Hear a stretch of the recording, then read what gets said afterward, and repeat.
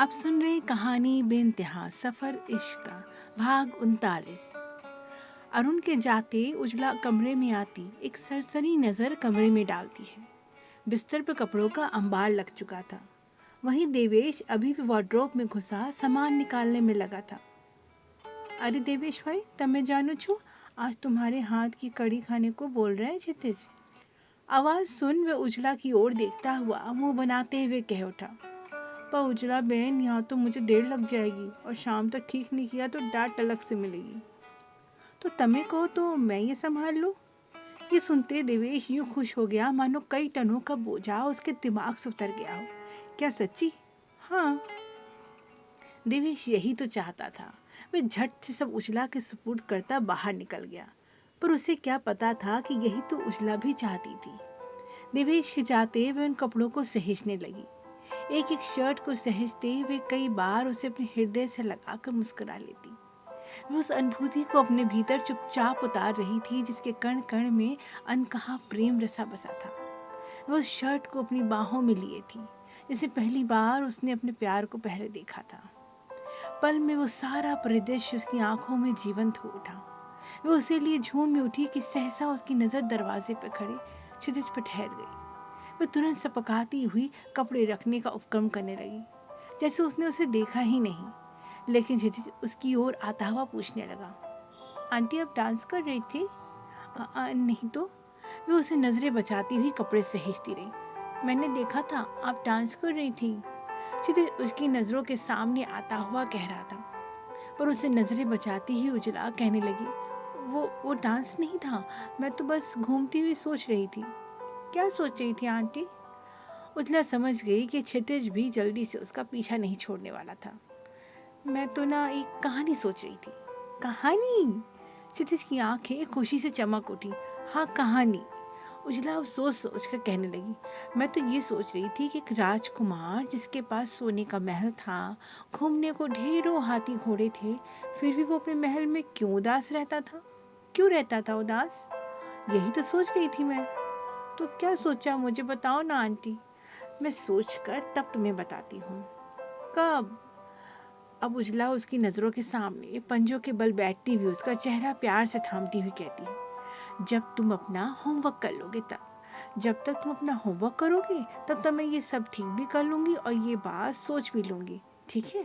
पर तुम ये बात किसी से मत कहना कि मैं सोचती हुई घूम रही थी। पर आप तो डांस कर रही थी। बस किसी से कहना नहीं, ठीक है ना? पर क्यों? वे अभी भी उसकी आंखों में आंखें डालता पूछ रहा था। क्योंकि अगर किसी को मालूम पड़ गया तो हो सकता है कोई मुझे डांस टीचर रख ले। फिर मैं आपके पास कैसे रहूंगी और ये बात कैसे बताऊंगी कि राजकुमार अकेला क्यों रहता था? Okay, done. क्षितिज अपनी भरपूर मुस्कान के साथ थम्स अप करता कमरे से बाहर निकलता हुआ कहता है, पर आप सोचकर मुझे कहानी जरूर सुनाना।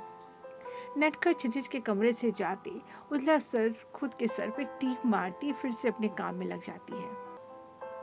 ऑफिस जाने के रास्ते में पड़ता ये आखिरी ट्रैफिक ब्रेक था। अरुण की कार बस मुड़ने ही वाली थी। ये कार के सामने से एक व्यक्ति जबरा क्रॉसिंग से क्रॉस करके निकलने लगा, जिस पर नजर जाते अरुण तुरंत कार रुकवाकर उसे आवाज देता है। कार अब रास्ते के किनारे खड़ी थी और कार से बाहर निकलकर अरुण उस शख्स के सामने खड़ा कह रहा था, तू विवेक हो ना? मैंने ठीक पहचाना? वह बस सहमति में हाँ में सर हिलाता है। कहीं नौकरी कर रहे हो? नहीं, ढूंढ रहा हूँ। Why don't you join my company? मुझे सिफारिश नहीं चाहिए। वे अभी भी उसे नजरें बचाते हुए खड़ा था। ओके, मैं कोई सिफारिश नहीं कर रहा।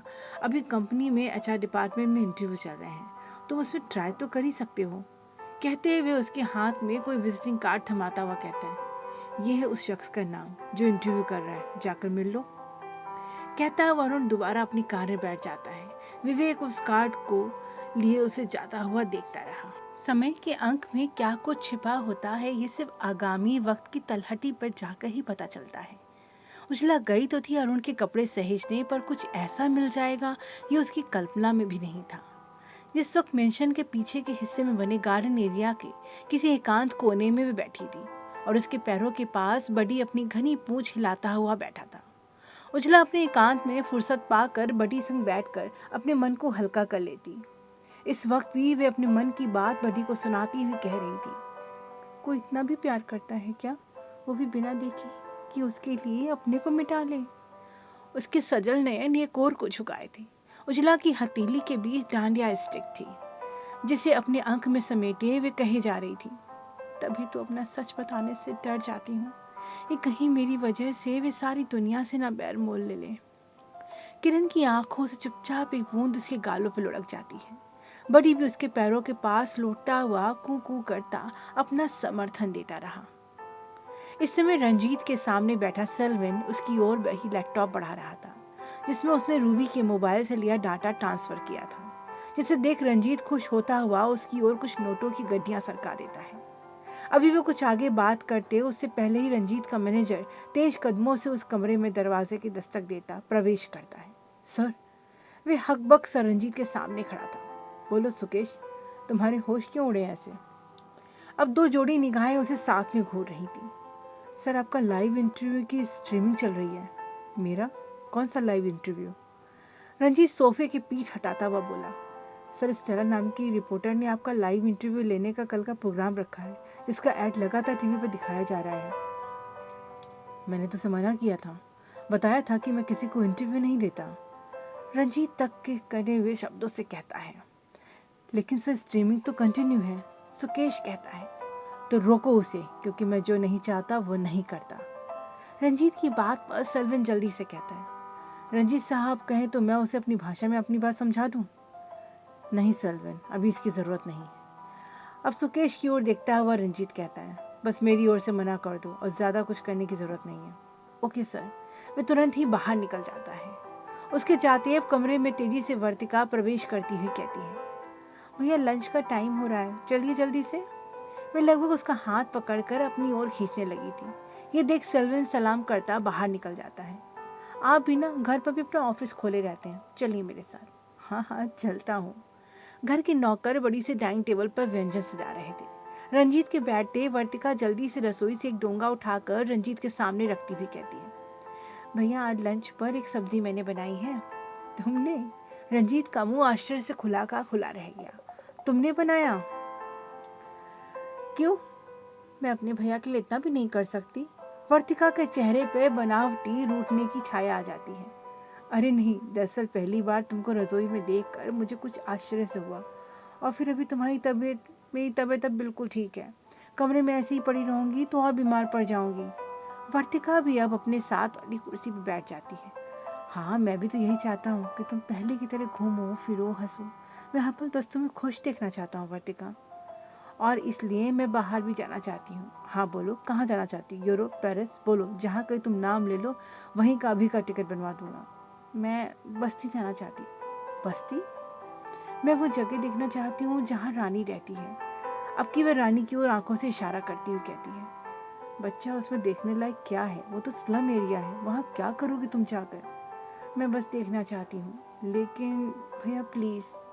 रंजीत हैरानी से वर्तिका को देखता रानी की ओर नजर देखता है, जिसे रानी आगे हुई धीरे से कहती है, साहब मैं मैडम को समझाई यही बात। मैं बस जाकर देखना चाहती हूँ ना भैया, प्लीज। ठीक है, पर तुम खुद को कैसे संभालोगी वहाँ? कहते हुए रानी की ओर देखता हुआ कहता है, तुम ध्यान रखना और जल्दी ले आना। हाँ साहब, मैं मैडम का पूरा ख्याल रखेगी, आप चिंता मत करो। रानी हाथ जोड़ती हुई बोली, ओह प्यारे भैया। वे लाड से अपने भाई के गले लग जाती है। लेकिन प्रॉमिस करो कि तुम इतना अच्छे से ध्यान रखोगी। ओ भैया, देखिए बातों बातों में सारा खाना ठंडा हुआ जा रहा है। वर्तिका जल्दी से अपनी बनाई सब्जी रंजीत की प्लेट में परोसती हुई कहती है, पहले आप टेस्ट करके बताइए कि कैसी बनी है। वर्तिका मुड़ के अपने भाई का चेहरा गौर से देखती रही। रंजीत चम्मच से एक बड़ा हिस्सा मुंह में रखते हुए कह उठा, अरे वाह, मेरी बहन इतना अच्छा खाना बना लेती है, मुझे पता ही नहीं था। अब ये सारी सब्जी मैं अकेले खाऊंगा।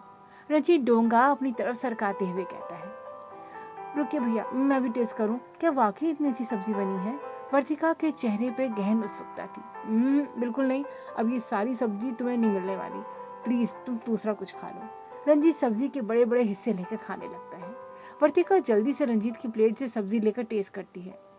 छी, ये कितनी खराब बनी है। और आप भैया?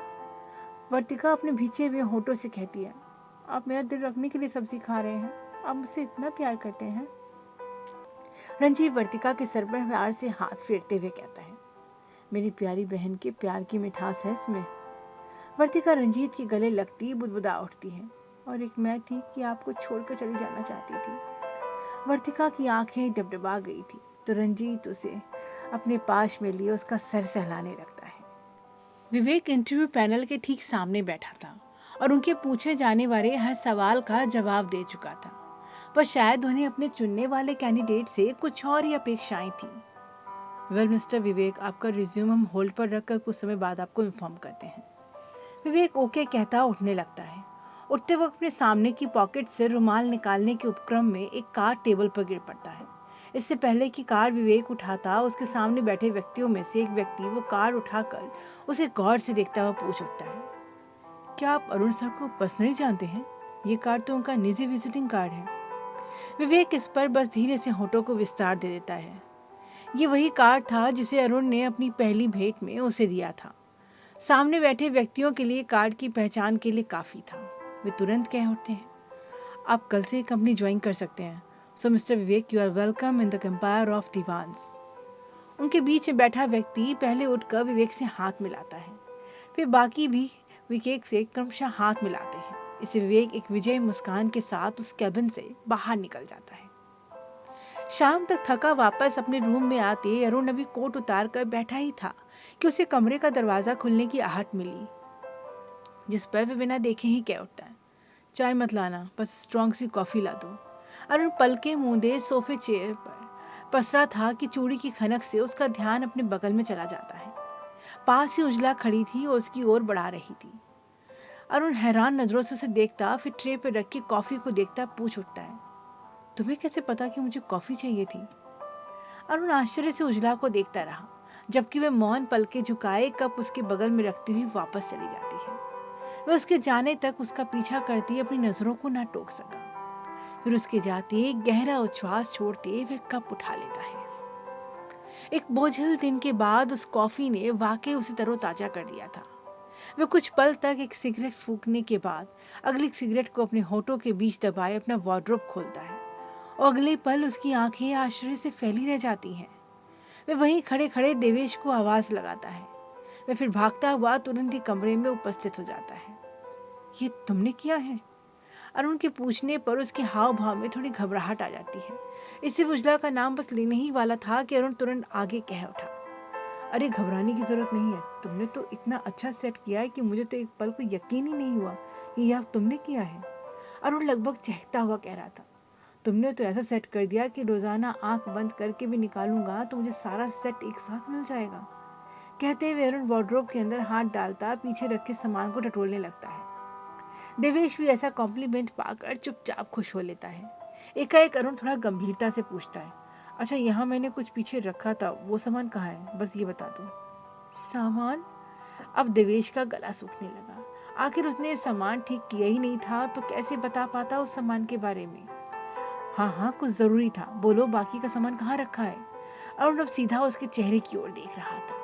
अब देवेश के लिए जो कॉम्प्लीमेंट था वो आफत बन गई। आखिर उसे सच कहना पड़ा। वो क्या है, मैं पूरा काम नहीं कर पाया था तो उजला दीदी ने बाकी का काम किया, वो इससे उन्हीं को ही पता होगा। अरुण अब उसे कसकर घूरने लगता है। मैं अभी बुला कर लाता हूँ, कहता हुए झटपट वहां से भाग जाता है। कुछ ही पल में उजला कमरे में दाखिल होती है। देवेश तो डांट के डर से बाहर से ही भाग गया था। अरुण अभी वार्डरोब के सामने खड़ा था। तो तुमने सारा सामान ठीक किया है? वे मौन ही हाँ में सर हिला देती है। तो बचा हुआ कुछ सामान कहाँ रखा है ये बताओगी? कौन सा सामान? वे चौंक कर पूछती है। अरुण नाम नहीं ले पा रहा था पर उसे वही डांडिया स्टिक की तलाश थी जो उसने अपनी वार्डरोब में कपड़ों के नीचे छिपा कर रखी थी।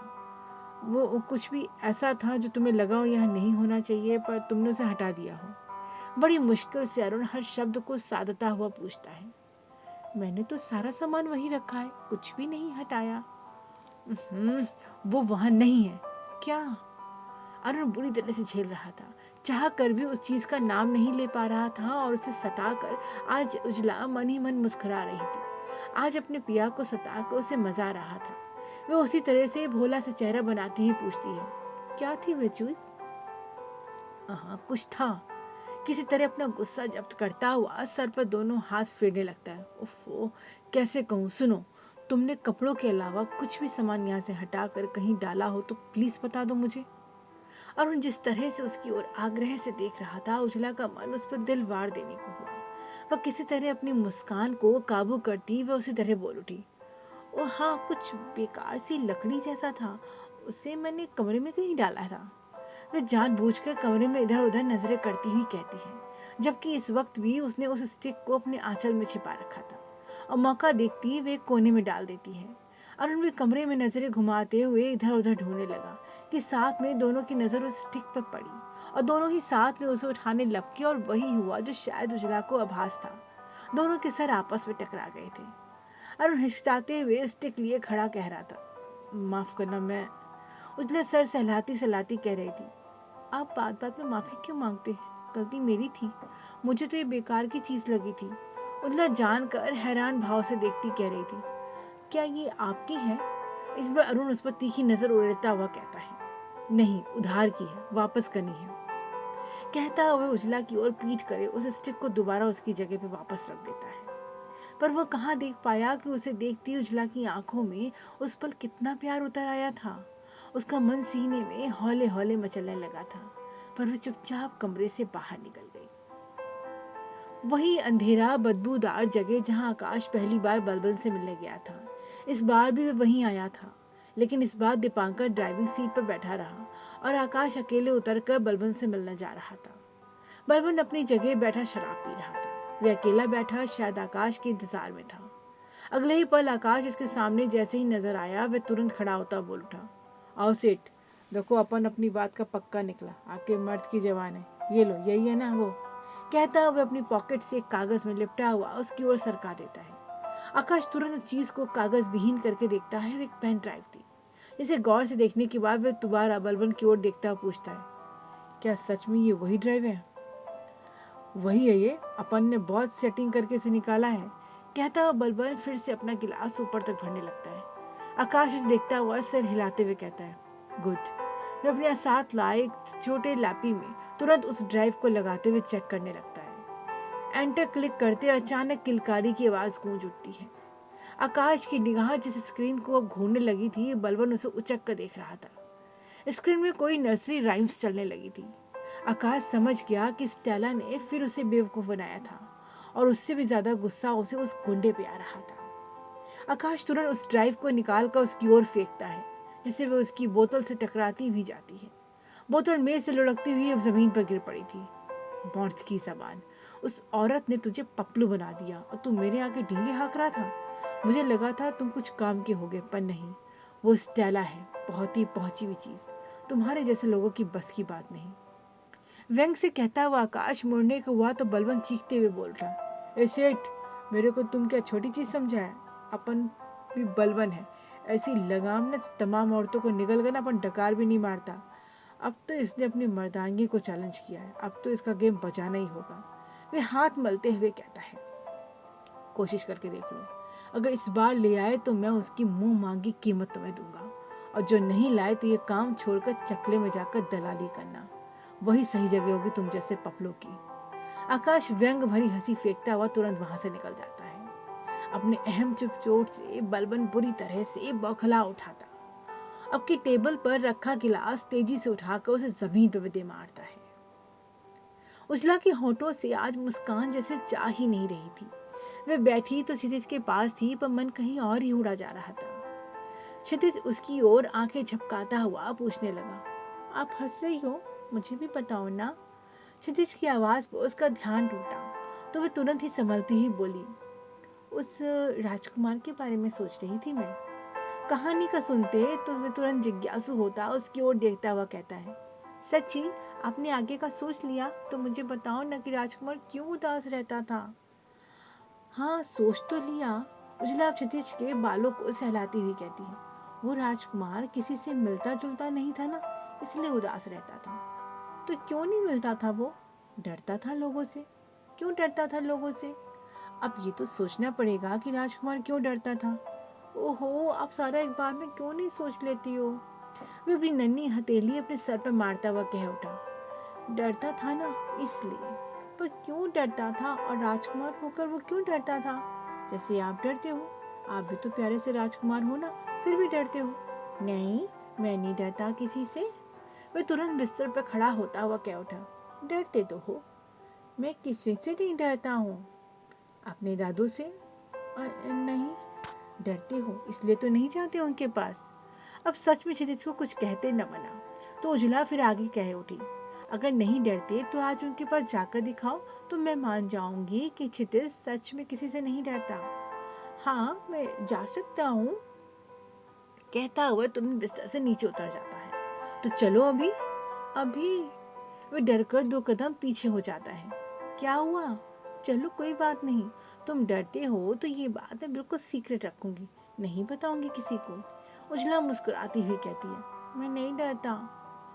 उसका बाल मन धीरे से विरोध कर उठा। उजला आखिर यही तो चाहती थी। वह धीरे से उसके पास आती, उसे प्यार से देखती हुई कहने लगी, तो चलो मैं अभी वहीं ले चलती हूँ। अगर तुम अपने दादू के पास चले गए तो मैं मान लूंगी कि तुम जीते और मैं हारी। ये आखिरी बात उस नन्हे मन को हौसले का पंख दे देती है, जिससे वे तुरंत ही चलने को राजी हो जाता है। रात का समय था, सभी अपने अपने कमरे में जा चुके थे, और हमेशा की तरह आकाश रात का आखिरी डिस्कशन दीवान साहब के कमरे से करके वापस अपने कमरे में जा चुका था। अब इस वक्त वे अपने कमरे में अकेले थे। उजला क्षितिज को उनके कमरे की ओर ले आई। पहले तो क्षितिज वाकई थोड़ा डरा, फिर थोड़ा हौसला करता हुआ उस कमरे के बिल्कुल पास आते हुए फिर 2 कदम पीछे कर लेता है।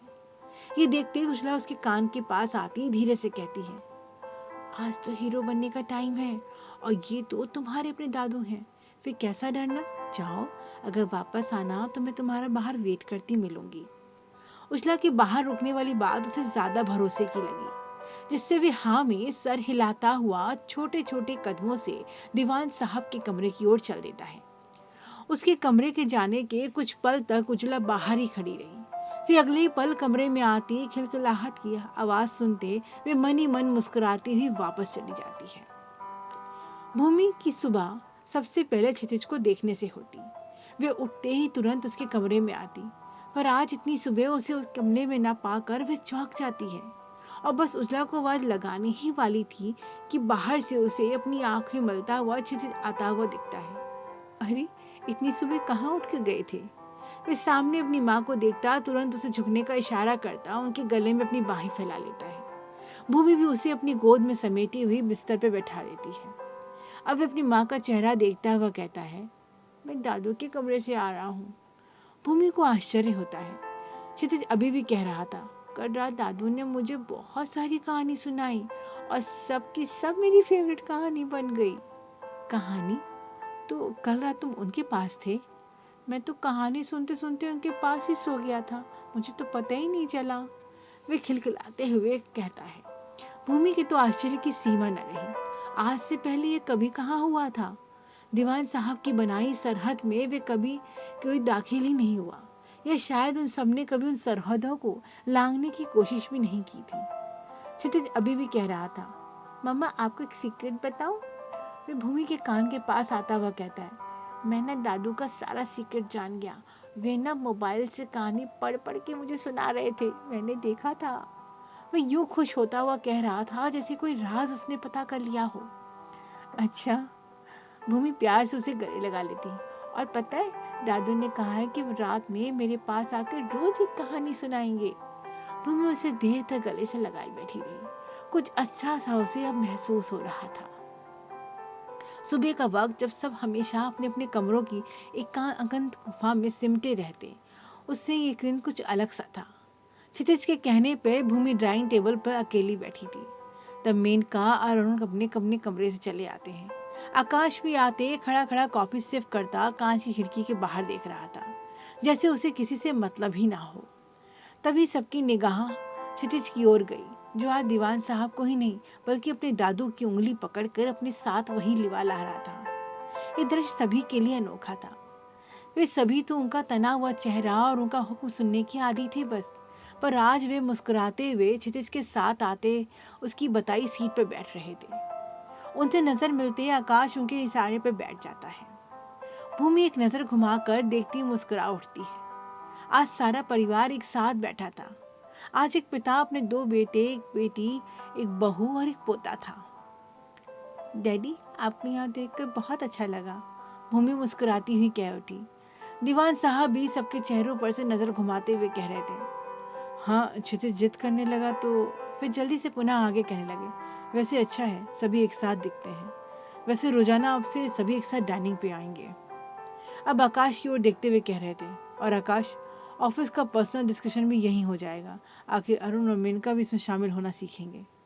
यस डैड, फर्माबदार बेटे की तरह हामी भरता आकाश कहता है। सहमति में अरुण और मेनका भी मुस्कुरा देते हैं। पर दादू, अब रात का प्रॉमिस नहीं भूलना। सबकी मुस्कान के बीच क्षितिज झट से बोलता है। हाँ बिल्कुल, मैं अपने प्रोमिसेस हमेशा निभाता हूँ। दीवान साहब सहमति में मुस्कुराते अब प्लेट की ओर देखने लगे, पर इस बात से अनजान रहे कि उजला इस बात पर दिल मसोजे रह गई।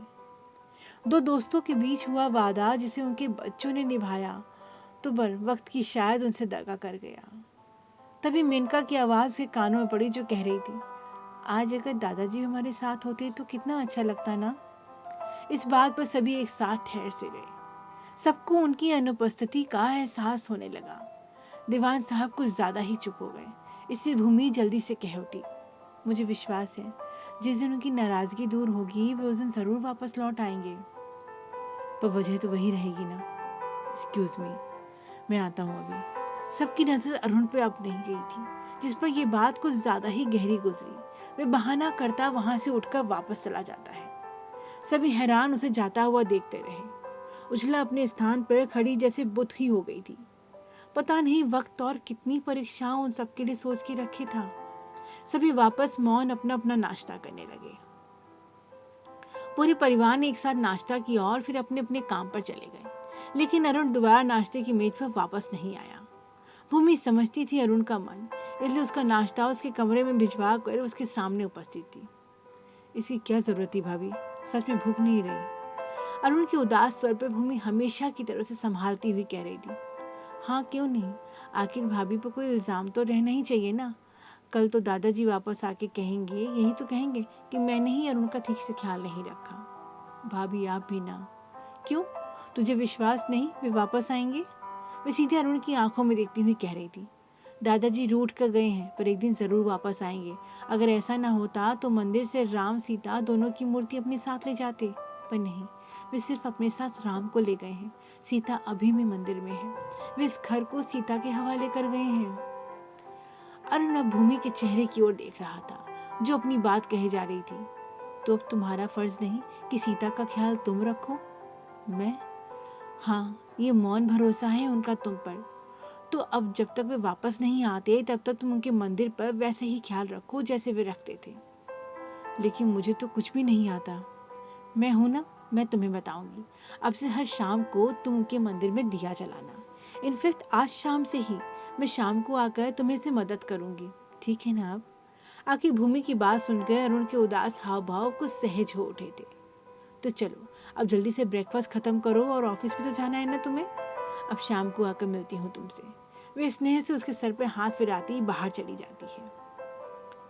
वे आकाश दीवान का केबिन था, जिसके उसके ठीक सामने मेनका बैठी थी और उसके बगल में बैठा एक अन्य कर्मचारी लैपटॉप से मोबाइल कनेक्ट करके उसमें कोई सिस्टम सेटिंग कर रहा था।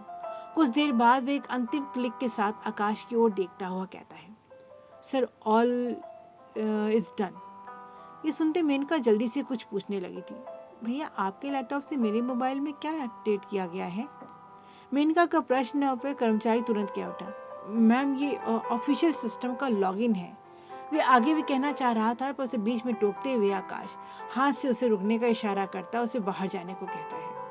इस पर वे कर्मचारी तुरंत उठकर लैपटॉप आकाश की ओर करके बाहर चला जाता है। उसके जाते ही आकाश अब मेनका की ओर देखता हुआ कहता है, मैं बताता हूँ तुम्हें। मेनका, हमारी कंपनी का सारा डाटा एक सिस्टम में स्टोर है। एक तरह से समझो, उस सिस्टम में हमारी कंपनी का सारा पर्सनल डाटा है, जिसे किसी भी अन्य की नज़रों से हमें बचाना होता है, क्योंकि यही हमारी स्ट्रेंथ है। तुम समझ रही हो ना? मेनका मौन ही हामी में सर हिलाती है, जिससे आकाश आगे कहने लगता है, इस सिस्टम का एक्सेस कंपनी के सभी खास लोगों के पास है, और इसे लॉग इन करने का पासवर्ड सिर्फ कंपनी के सभी एमडी के पास होता है। तो इससे अब इसका मेन एक्सेस तुम्हारे पास भी रहेगा, तो इसे सेफ रखना तुम्हारी जिम्मेदारी के अंदर भी आता है मेनका। मैं इस बात का ख्याल रखूंगी भैया। तुम ऐसा करो, इसमें अपना फेस लॉक लगाओ, इससे तो ज़्यादा सेफ रहेगा। अपनी बात कहता हुए आकाश अपने कोट का निचला बटन लगाते हुए लैपटॉप सेफ रखते हुए कहता है, मैं होटल जा रहा हूँ, कुछ ज़रूरी हो तो कॉल कर लेना, बाय, टेक केयर। बाय भैया। दोनों साथ में उस केबिन से बाहर निकलते हैं। जहाँ आकाश बाहर की ओर चल देता है, वहीं मेनका मोबाइल का स्क्रीन देखती देखती अपने केबिन की ओर आ जाती है। वे बस किसी से टकराने ही वाली थी, उससे पहले वे शख्स उसके सामने से हट जाता है और मेनका एक्सक्यूज मी कहती अपने केबिन में समा जाती है। केबिन में बैठते उसने अपना डेस्कटॉप ओपन करके देखा ही था कि कोई लिफाफा उसकी तरफ सरक आता है।